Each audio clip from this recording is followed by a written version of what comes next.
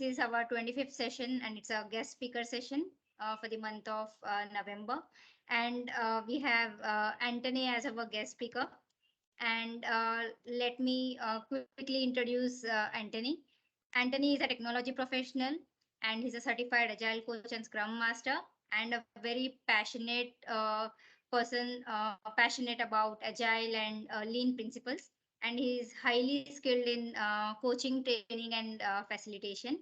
And he loves helping leaders, teams, and individuals foster better communications and collaborations, and while empowering everyone around him. And his key strengths are bringing the psychological safety back to the teams and in the organization.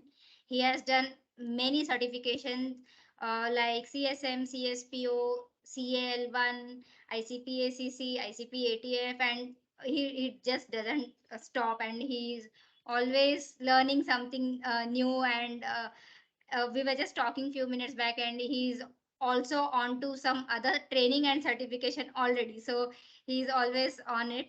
And I'll not take much of the time in just wasting in introduction, and I'll hand over quickly to Antoni. And welcome, Antoni, to ACRT, and floor is Thank all you. yours. Thank you so much. So I'm just going to share my screen here.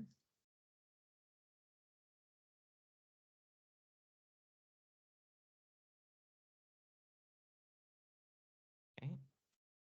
Can everyone see my screen? Yes. Yep. All right. Without further ado, for those of you who don't know me, I'm Antoni Tzavelas, and I'm here to talk about psychological safety. Fear in the trenches is what I call it, because you know, for a lot of people, psychological safety is fear. You know, when we talk about it in its depths, it is fear. And so I'm going to be going through some real life stories, some scenarios where I was in the trenches and how I got out of the trenches itself in order to bring psychological safety back to teams. So for the again, I just wanted to start off by saying that I am a again, thank you, Ramya, for introducing me earlier. I am an Agile coach and Scrum Master at TD Bank here in Toronto. And so I've experienced a lot of these scenarios over time. And due to my new role, I was able to overcome these barriers and able to bring psychological safety to teams. And I'll be going into that a little bit later in the presentation on how you can take that psychological safety and bring it to your teams through common things that we don't even think about. And it'll really help out. So, okay, I first wanted to start off with a story of how I got started with psychological safety. And so going back to before I was a Scrum Master and Agile coach, I was a trainer in cloud, teaching cloud technologies.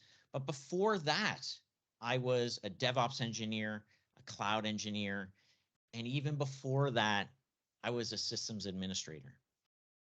And so being in an engineering role and a systems administrator role, I've experienced a lot of different scenarios where psychological safety wasn't present. And I have learned from that. I've moved on from it. But just to set the stage, these stories are real stories that I'm about to tell you. And yeah, I wanted to give a real life understanding about what it was for. So going back to my my first story as a sysadmin, it was a early morning deployment. I'm sure we've all been there. It was 5 a.m. And so I show up to work, and there I was. Back then, we didn't have run books. The organization hasn't implemented DevOps. So we were doing things the manual way, which was me sitting in a chair, taking care of all the necessities of deployment. And I had two development leads beside me. So again, I started to go through the necessary steps to do the deployment. And there came a point in time where they weren't sure about exactly how to deploy this piece of software. So I went with what they were telling me. So I did it. And fast forward a little bit of time, around 8:30, 9 o'clock, the whole website, and at the time I was working for an e-commerce site. So the site came down. We're losing thousands of dollars every minute that it was down. So naturally, people started to freak out. And we got on the terminal, started looking, understanding. What we did was, we were looking into it, all hands on deck, and we've managed to find the problem. And it was merely, instead of restarting a service, we had to stop and start the service. It was that simple. So when it came time to talk to the CTO about this, about what had happened, we didn't get into any details, but we told him the problem, and one of the team leads turned around, and I'll never forget this. He pointed his finger at me and said, "It was Antoni's fault." I was beside myself. I didn't know what to say. I didn't know what to do. I was confused. So I went back into myself to think about what to say, and I had nothing. Weird thing is, none of my team stuck up for me. Not my manager, teammates, CTO, nobody. And that was a time where I felt completely and utterly alone at that moment. And so I look back on this and I think about all the things that happened and tried to dissect it. What happened here?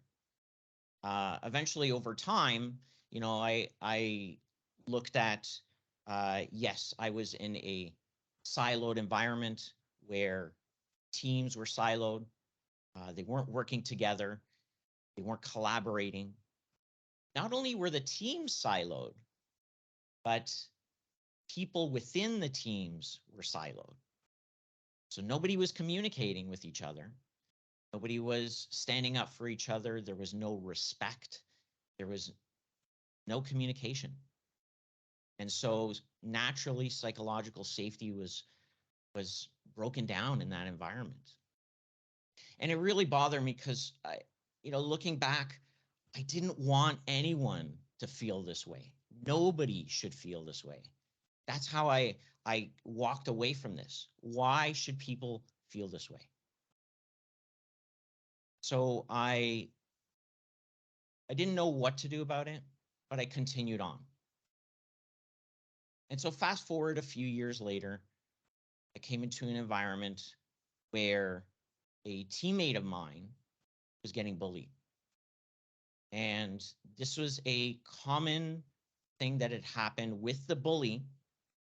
Being in meeting rooms, this person would just let it out against my teammate. Don't know why, don't know how, but it happened enough times where I said, you know what? I can't stand for this. And so I approached the bully and had a conversation with them about what had happened. Sure enough, that person agreed to go and have a conversation with the person that they were bullying. And I also told that person, you need to report this. This can't go on because it's not just happening to you, it's happening to other people as well.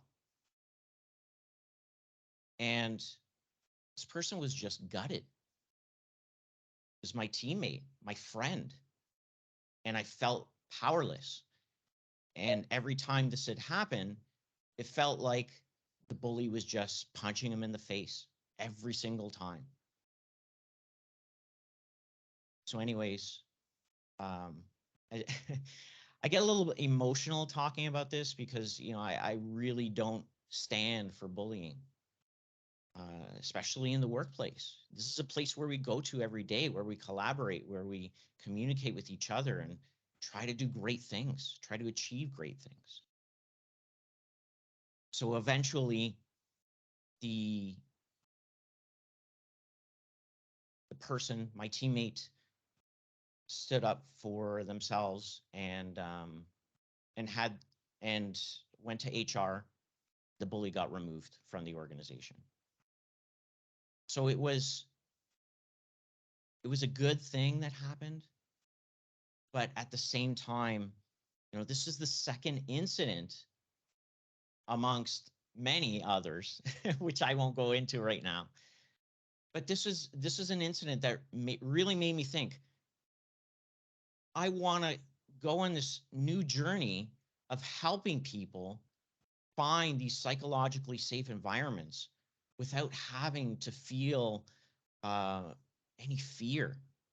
With, you know, being able to come to work on a Monday morning, being happy about what it is that they do,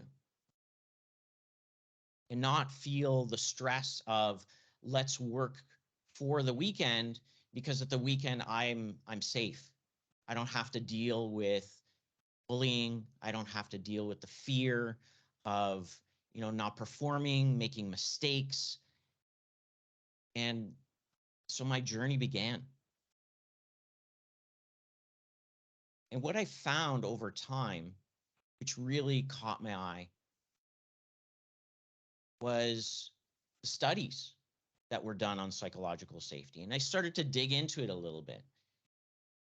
And where I found some real traction was from a woman by the name of Amy Edmondson. She's a PhD. She is the leader in her space of psychological safety, and she's in organizational behavior. Now, I won't give her all the credit for coining psychological safety, because originally it started in 1965 by two gentlemen. First one, Edgar Schein, and the next one, Warren Bennis. And they started this whole movement of psychological safety. Amy just brought it into the 21st century, and thank God she did.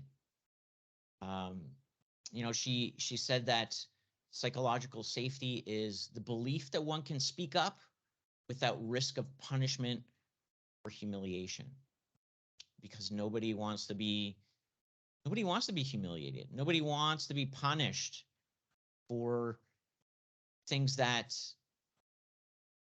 we do as humans. Again, we're humans. We're not machines.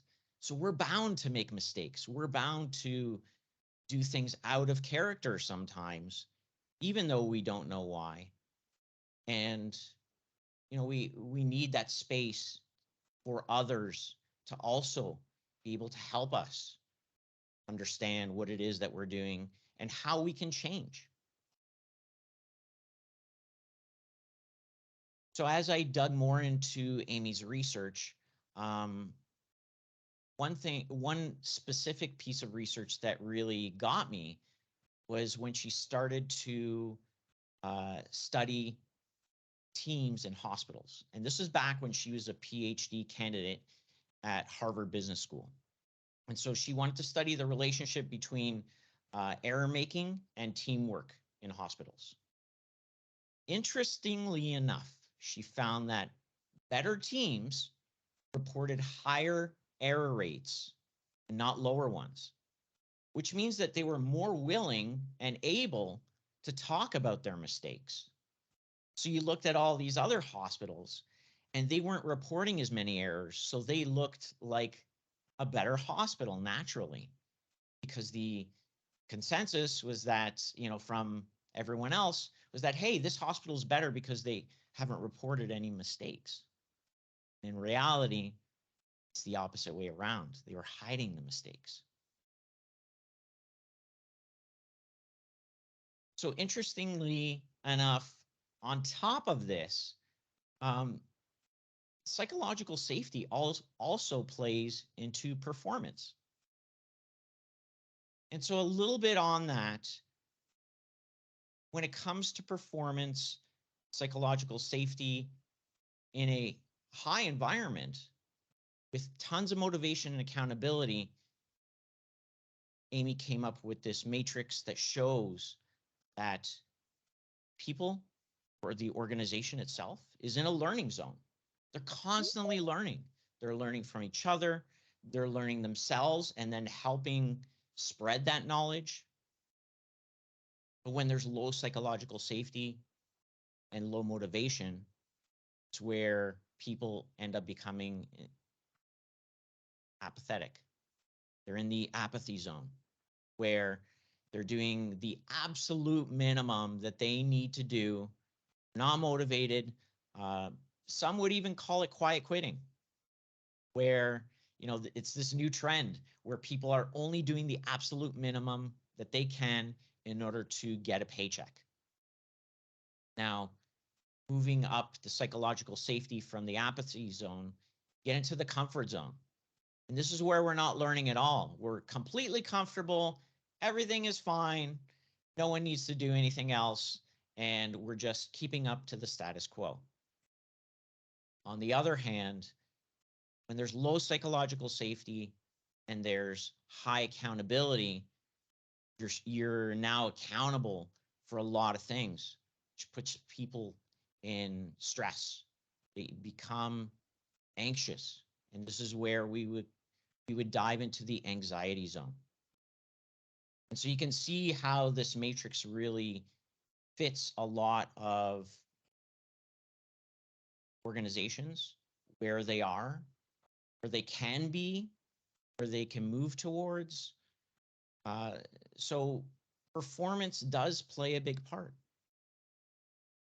Now, on my path to really understanding psychological safety, I came across Scrum. And this is where things really started to get interesting. So being on the other side of Scrum, there was a sense of a bit of safety, especially since I no longer had a manager breathing down my neck, micromanaging me. But it was a space where people could talk, people can communicate. But only when I became a Scrum Master did I really understand it. And one thing that really got me from the Scrum Guide, which is that Scrum Masters are true leaders who serve the Scrum team and the larger organization. That was a big aha moment for me, for the fact that I now knew that I didn't have to be a manager. I didn't have to climb up the corporate ladder. I was never a team lead. I was never a director. I was never a AVP, VP, somebody in charge. It wasn't in me. I didn't see the purpose in it for myself.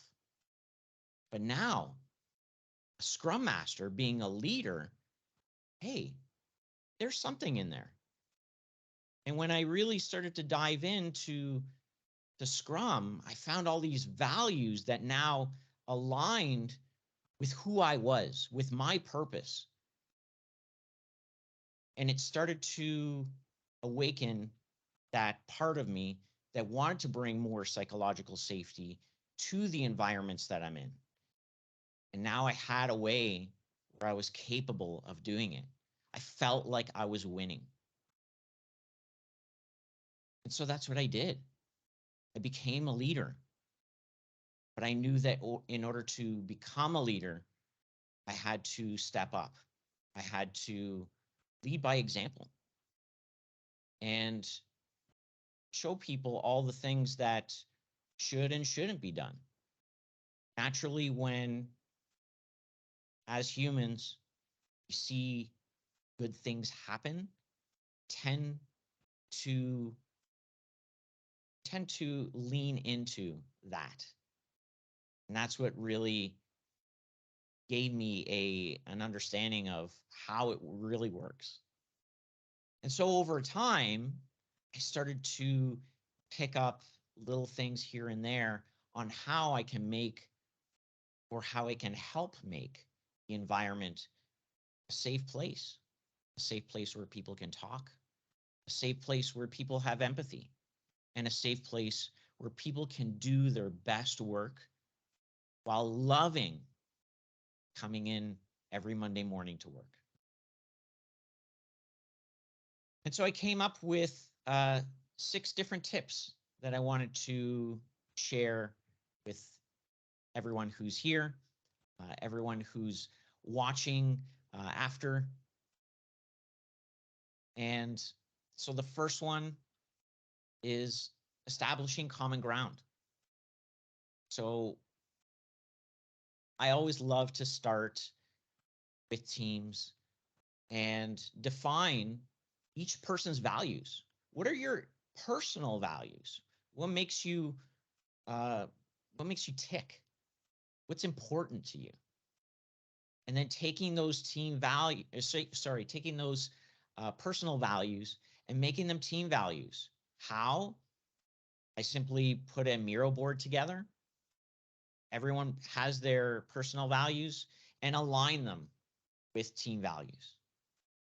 So it's a really, really great exercise that opens up people to understanding not just themselves, but having to understand their teammates, the rest of the team. Methods of communication. I'm sure we can all agree that when it comes to psychological safety and team environments in general, communication is always key. Now, in these environments, there's always going to be people who love to talk. Hey, let's have a chat face to face. There's going to be other people that don't necessarily want to talk. You know, I find that there's a lot of, let's say, developers who love to just get into the code. They want to be face down doing the work, but they don't want to talk to anyone. And so we need to find that harmony within the team in order to better communicate. So the best way I find to do this is to come up with a working agreement. And I'm sure, you know, all the Agilists here, all the Agilists watching this understands what the working agreement is all about. So find that method of communication that works for everyone. You know, there's been times where I've seen communication breakdown and start to analyze it and say, okay, well, let's go back to the working agreement. What did we agree upon? Are we supposed to be communicating over chat? Are we supposed to be having a face-to-face? Should we be sending an email invite? It all varies because people are different. That's what makes it so great. Second tip I wanted to bring up is build a foundation of trust. Again, I wanted to bring up communication because it's so important. Vivek and I were talking about this just before this session about how the manifesto, the first line in the manifesto is individuals and interactions over tools and processes. And that to me is so important. So important that we communicate. Otherwise, we have this breakdown. We have this environment of chaos. So we need to communicate your daily scrums, your stand-ups, your sync, whatever you want to call it. This is where communication can happen at its best, at its finest. So why not use that to communicate not just your work, but how it is that you feel? Hey, you know what, everyone, I'm not having a great day. And so I'm apologizing in advance for being abrupt or come off as harsh. Just that, just saying that goes a long way instead of doing the action and then having to apologize for it or having to go back and let people understand. So communication is key here. Being inclusive. We talk about a lot of inclusivity and diversion in the workplace, but it goes far beyond sex. It goes far beyond color of skin. It goes far beyond even just where people are from. It's about being inclusive as a whole. It's about including everyone in your decisions. It's about including everyone in talks, in meetings. Everyone should have a voice. Which brings me to my next one is show respect for one another. When you show that respect and say, hey, I want you to be a part of this, or hey, I wanted you to know this is what is happening, even if it may not deal with the person who you're talking to. At least it's giving that respect. Respect is also something that can be shown by little things like daily scrum. When everyone shows up, it shows that we all have respect for one another's time, right? It's something so little, but it can create such a huge effect. Getting back to tie into that is imploring commitment. So when you say you're going to do something, do it. Don't just say you're going to do it. Commit to what it is that you're saying and commit to your team. When you do work, your work, you're actually committing to the team. It's not just committing to yourself, because as we all know, in a team environment, it's not about individuals. It's about the team. When you're winning, the team is winning. When you're losing, the team is losing. We do it as a team. And so when you show commitment to the team, the rest of the team will follow and show their commitment too. And this is what builds trust. And lastly, being transparent. So whatever it is that you're doing, you want to be transparent. If you're sick, how long does it take to really send out a message to your team to say, hey, you know what? Not feeling well today. I won't be in. I'm sorry for any inconvenience. Here's what's happening. As well, with the work that you're doing. I'm on a team that takes care of a few different products, as well as another team that takes care of a couple different products. So I've had team members ask me, hey, I don't know what that other person is working on. I'd really love to know what they're doing.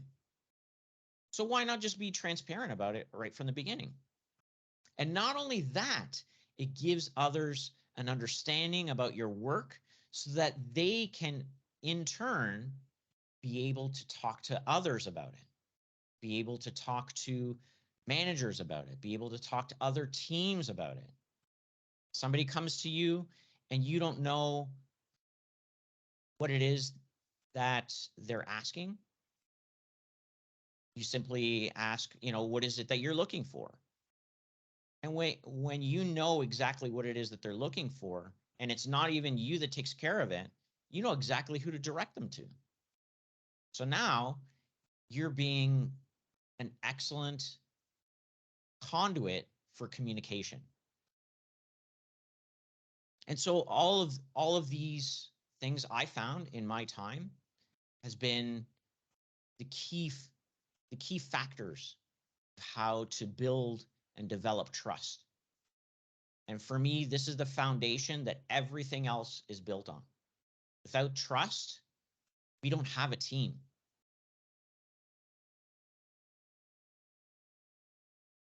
The next item I wanted to go into is replace blame with curiosity. It's learning from mistakes. As I was saying before, we're humans. We make mistakes. We will continue to make mistakes. Why? We're not machines.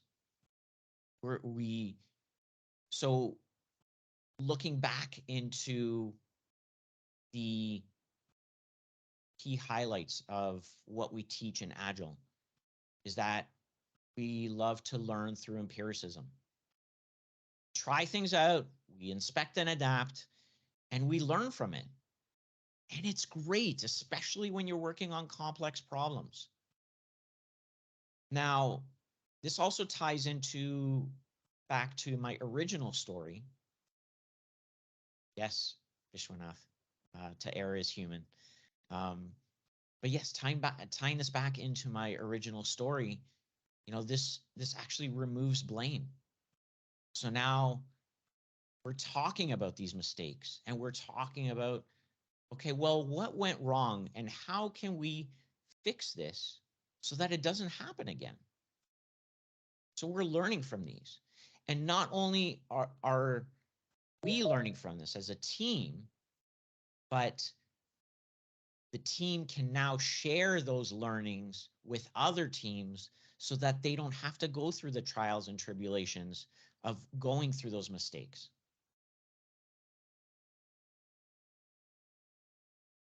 This is a big one for me. Always assume positive intent. Just because somebody comes to you and they're having a bad day, or they are coming off as cross, or maybe just not communicating well, it's always good to go in with the mindset of assuming positive intent. Okay, I know that they're not trying to be malicious. I know that they're trying not I know that they're trying not to be malicious. What is it that they're trying to convey? Let's go down that path. Let's be curious about what it is that they're trying to say. Ask the necessary questions. It's all about asking questions. As Agilists, we coach and we mentor and we teach, and we're always in that mindset of let's ask questions. Now, if we are assuming positive intent, we're taking a step back and we are asking questions, chances are other people will start to do the same. They will assume positive intent. They will start asking questions and things start to open up. Things start to feel freer and safety starts to flourish. Again, modeling empathy towards others. If we can understand where that other person is coming from, if we can step into their shoes, then we can better understand them. But we can't do it if we're not assuming positive intent, if we're not asking questions. So these all tie in together and we're not pointing blame. We're learning, and it's all because we're trying to be curious, where that person is coming from, how they're feeling at that moment in time. What is it that they're trying to convey? So curiosity plays a huge part, in my opinion, psychological safety. A great team building activity that I wanted to share that I found out about is an activity called Just Like Me. So basically team members would go around the room sharing things like, phrases like this person wants to feel respected, appreciated, and competent just like me. And so this allows a show of empathy towards one another, and that increases the psychological safety. So something you could probably Google and you'll find it. I haven't tried this team building activity, but I plan to in some future sessions. So yeah, just something I wanted to bring up. Okay, next tip is practice active listening. And this is where we want to listen to understand. Ties back into curiosity, right? We want to understand that person, but if we're not actually listening, then what good are we doing? A lot of us tend to multitask. I'm guilty of it myself. We're talking to somebody and we're writing something down, or we're chatting with somebody. Giving someone that undivided attention and actually listening goes a long way. It gives people the sense that, hey, this person actually cares about what it is that I'm saying. And doing that allows you to clarify. So what I'm hearing you say is this. And the other person on the other end, they're like, wow, they're actually listening. They get it. They get me. And it allows you to respond in a way that makes sense. It won't be, I don't understand. Could you explain that to me again? When you're actually listening, there's so much that you can pick up. Well, I didn't understand the whole thing. I understood this part. Could you please explain this part to me? Even that shows that you were listening. And lastly, creating that space to speak. So back when we were face to face, it's starting to happen again, but when we were face to face, it's like, okay, let's get a room, go quickly into a room, and let's have a discussion. And this allows to create that space. Now over over Zoom or video chat, it's hard to do that. So all you can do is, again, listen to understand. Be silent. It's okay to sit in silence. It allows the space for other people to speak.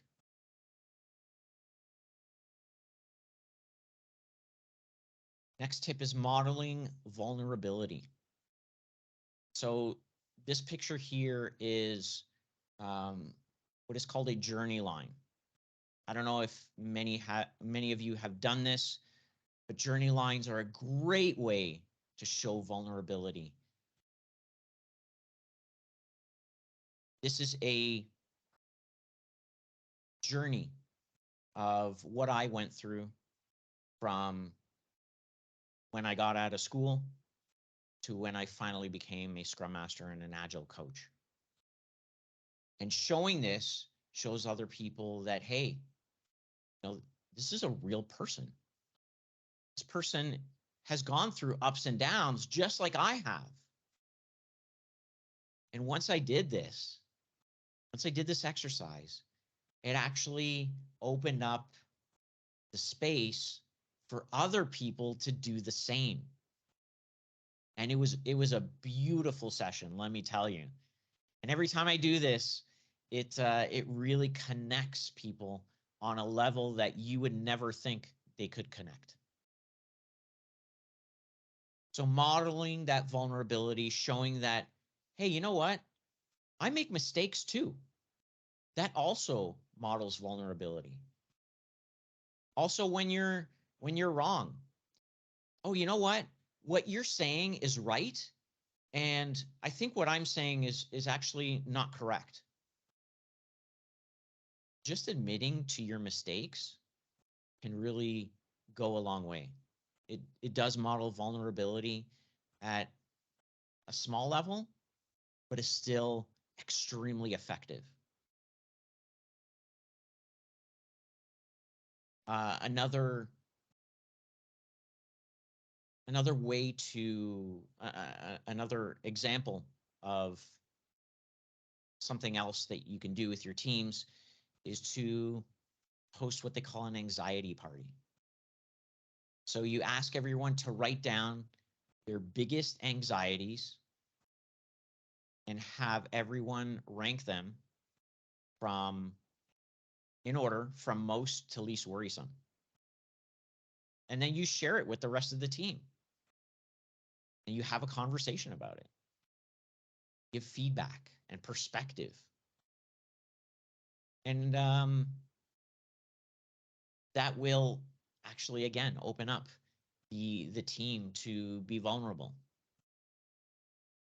Again, you could probably Google it and you'll find it, but a great activity nonetheless. So share your wins and your losses. Again, this is what this activity was about. So yeah, don't be afraid to share your losses because they're just as important as your wins. Lastly, fostering a learning culture. Again, we're going back to experimenting, empiricism. What Agile is about. It's about experimenting. It's about innovating. But we can't foster learning if we're not experimenting. We can't learn something if we're not trying something new. We're staying in that comfort zone. We're sticking to the status quo. So experimenting is great. You know, we see a lot of environments that encourage a feature factory, where we're just pumping out features, not worried about innovation, but doing little experiments on the side just to show that innovation can also spark innovation within other team members and can also spark innovation in other teams. Hey, guess what I did? And look what I found out. Sharing those learnings is amazing, but you can't share learnings if you're not experimenting. Again, you got to share your learnings with others. It's the only way that we grow as a culture, as an organization. So those learnings are so important, even when we're doing learnings on our own. So as Ramya mentioned, I'm a huge fan of continuous learning, and I'm constantly learning. I do approximately one certification course a month, sometimes two a month. And what I do is I actually share those learnings with my team. They're not Agile coaches. They're not Scrum Masters. They're not facilitating anything. But when you share those learnings, it actually opens up them to share learnings. So it ties back into vulnerability, where you share and they share.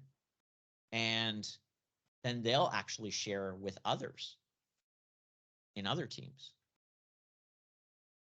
Lunch and learns. These are so great. Also known as brown bags, where you take something that you've learned and you really want other people to see it. You want other people to know it.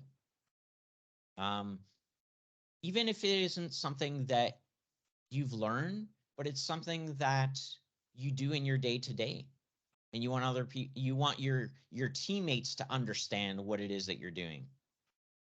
This goes a long way, and it fosters others to want to share what they know as well, because you've now opened the circle to that learning. And by doing all this, it creates inspiration and motivation for others to go out and start learning, to go out and start sharing their learnings. And so these are the 6 tips that I wanted to give to really foster that psychological safety. But one thing I really wanted to dive into, the biggest tip of all outside of this, is that it all starts with you. There has to be one person, there has to be the catalyst that starts this change. And so if nobody starts this change, it won't happen. And the great thing is that because anyone can be a leader, I've learned this through Scrum, is that there's no manager. Everyone is an equal. And therefore, when a Scrum Master is appointed a leader, it's because somebody has to lead. Somebody has to be the catalyst of change.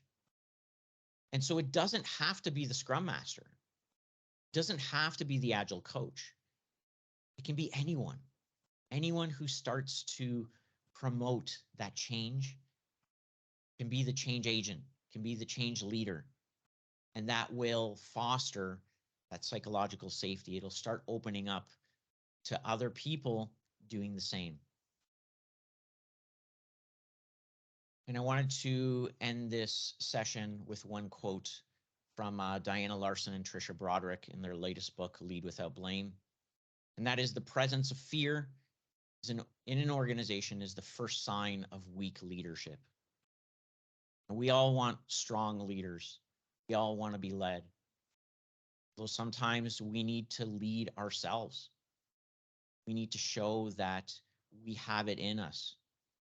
You don't have to be a manager. You don't have to be an executive. You can show leadership through your actions and what it is that you're doing on your team every single day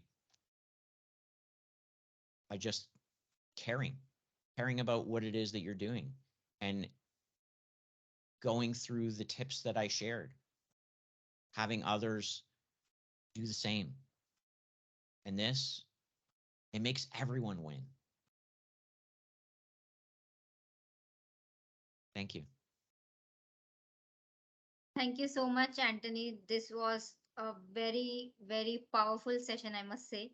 And the tips that you were sharing, you just mentioned that those are the simple one, but trust me, those are the most powerful tips that anyone could give.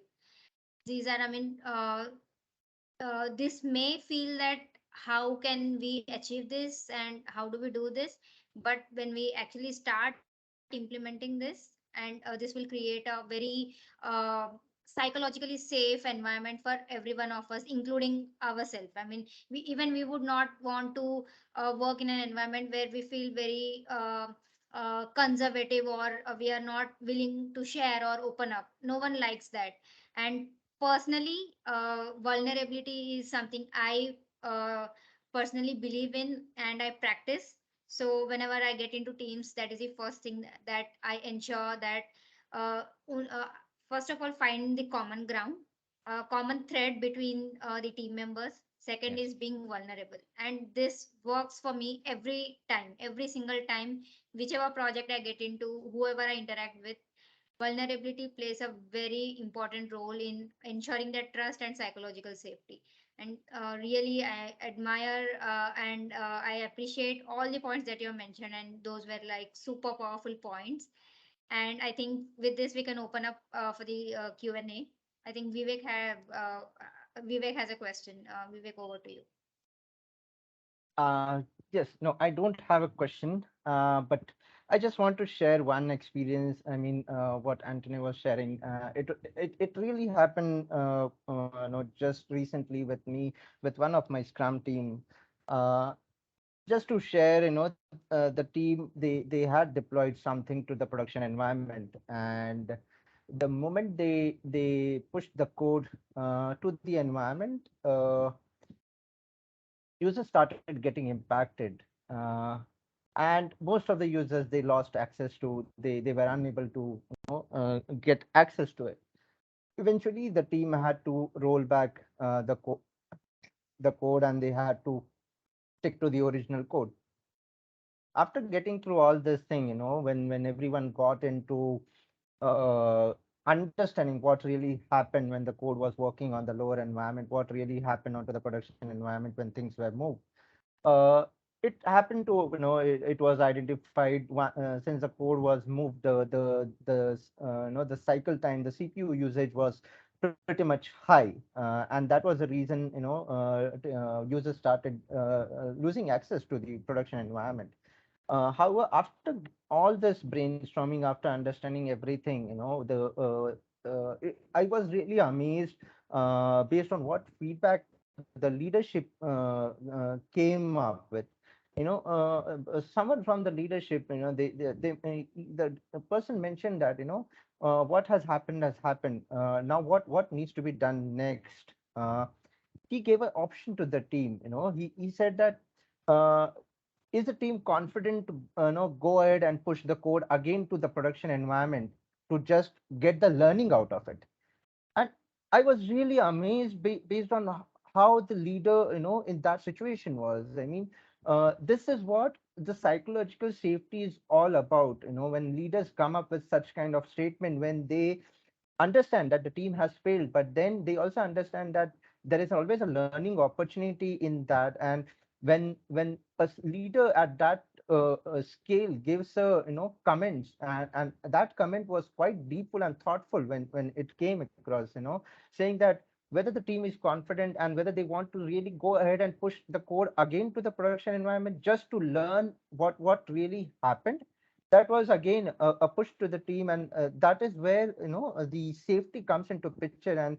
And teams understand that even if we go wrong somewhere, there is never going to be someone who will come and blame us, on based on what decision that we took.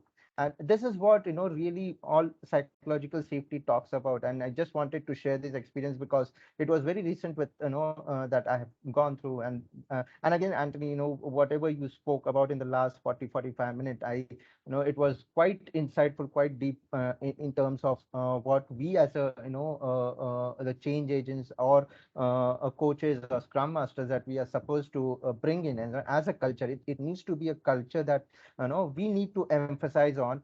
This is where our interaction needs to start with, rather than just focusing on the certain aspects of scrum or certain aspects of what individual framework talks about. I mean, that can be mastered anytime, but then this is the human aspect, Yes. interactions, collaborations, that is more important. And I think you covered it pretty well. I mean, this was quite insightful, to be very frank with. I mean, I really loved it.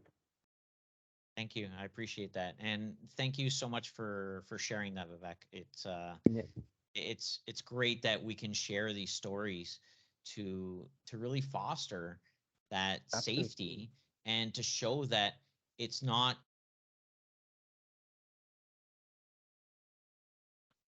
Sorry, I was on mute. I, I wanted to say thank you so much for saying that, and thank you for sharing, um, you know, that that story, because without us sharing these stories of safety actually happening, we think that it's a pipe dream. And the more that we know that there are environments that actually care, sorry, there are environments where leaders actually care, the more we will seek that. And the more that we'll say, hey, okay, well, if it worked for Vivek, then it might work for my team as well. And so maybe that's what spurs a conversation, which is amazing. So thank you for sharing that. Yes, I mean, I think sharing our stories, or maybe empowering other agilists for doing the same will help us, every one of us, to get there wherein we reach the highest level of psychological safety. And I think we quickly have a couple of minutes. If anyone has any questions or anything to share, can share or ask Anthony any thoughts or any questions.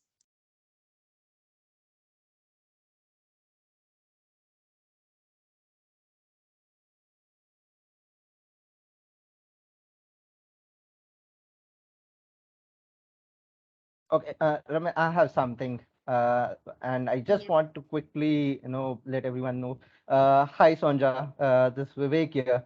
Happy to see you over here. And first of all, I just know we are a part of a common community on Discord, and I know Sonja. I mean, she's to let everyone know, she is focusing more on mindfulness, and this becomes one of the important key aspects of a Scrum Master and Agile coach to be focused on how mindful of what Anthony was also talking about, to be actively listening, and mindfulness always talks about it. So we have she has a very good YouTube channel, though there are less subscribers over there, but the videos that she has over there, I've listened to a few of those, one or two, but those are quite insightful, and just wanted to bring it to everyone. If you guys want to just go and check her on YouTube channel, that is amazing. So, do you want to talk something on that? Thank you. That's really sweet. It's more of a passion project. And yeah, what Antony was talking about with it really ties beautifully into mindfulness, right? Because if you're present with your team, that means that you are, you're there with them, like you said, in the trenches. And if you practice mindfulness, it really does help you to listen, understand, take things in, be curious. When you're practicing meditation, for example, um, one of the things that practitioners that are well versed in mindfulness remind you to do while you're meditating if you're having a difficult time is just to be kind and gentle towards yourself and be curious about where your mind is going, right? If your mind is wandering while you're meditating. So I do find a lot of ties with being a good Scrum practitioner and mindfulness. But thank you for sharing about my YouTube channel. It's yeah, I get a lot of joy from sharing that, and so thank you. And also, Sonja, if you want to talk about your another initiative wherein you collect the questions from the other Scrum Masters and trying to create a repository of the same. So, guys, if you want to share any questions also which you feel that would help others as a Scrum Masters or Agile practitioners, you can reach out to Sonja for that as well on LinkedIn. Thank you. All right. Thank you so much. I mean, this was a personal favorite topic, and I was looking forward for this. The moment Anthony told that I would be coming up, and he agreed to do this, and this is the topic. I could not hold my excitement because this is my personal favorite as well. And Anthony, thank you so much for doing this. This is really going to help many agile practitioners, uh, and as Vivek also mentioned, I mean, scrum mechanics, anyone can ace it or anyone can learn it, and this is something human factors of agile coaching, as I call, or human centric factors of agile coaching. This is something, if we ace it, and trust me, you are going to be remembered even if you step out of that project or move on from that organization or anywhere. This is for sure going to happen.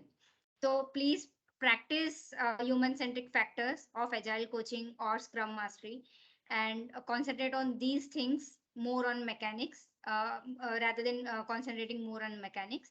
And I'm sure that there would be many who wanted to attend this session today but couldn't make it because of the timing, obviously, because it's working hours for us in India. Yes. I know that there are many who would be willing to attend this. So there would be a recording of this session on YouTube channel. So if you want, you can go and watch it, and do subscribe to our channel as well. And Anthony, thank you so much for joining us today, and looking forward for more such sessions from you in future. Thank you so much. I really appreciate it. All right. Thank you everyone for joining us today, and happy weekend, everyone. Happy weekend, everyone. Thank you, Anthony. Thank Good you. day. Thank Bye. you. Bye.